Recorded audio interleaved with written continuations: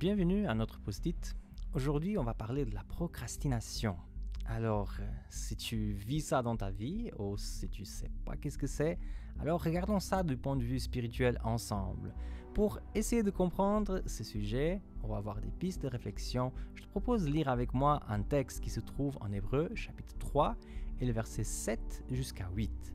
Il dit comme ça le texte. Aussi comme dit l'Esprit Saint, aujourd'hui, si vous entendez sa voix, ne vous obstinez pas, comme lors de la révolte au jour de l'épreuve dans le désert. Dans l'Ancien Testament, on a souvent Dieu le Père qui est engagé avec le peuple d'Israël. Après, dans le Nouveau Testament, on a Jésus qui vient, qui parle aux foules, qui a ses disciples. Mais lorsqu'il parle, il y a un nouveau être divin qui va s'installer sur terre, le Saint-Esprit.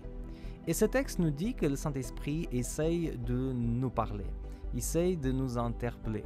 Et ce qu'il essaye de générer dans notre cœur, c'est quelque part une décision.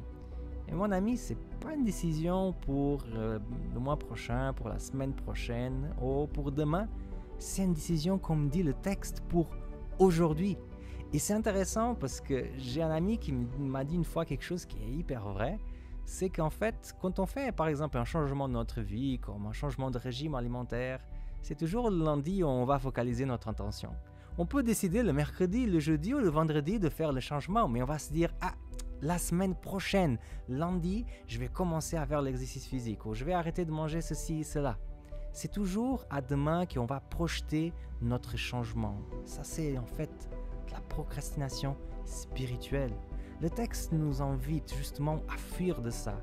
Si l'Esprit t'a parlé aujourd'hui, si t'a dit aujourd'hui que tu devrais changer quelque chose dans ta vie, alors aie le courage de faire ça.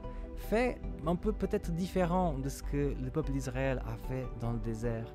Parce que l'Esprit était souvent en train de dire des choses au cœur, mais il se disait toujours « Oh, un jour quand on entrera dans la terre promise ».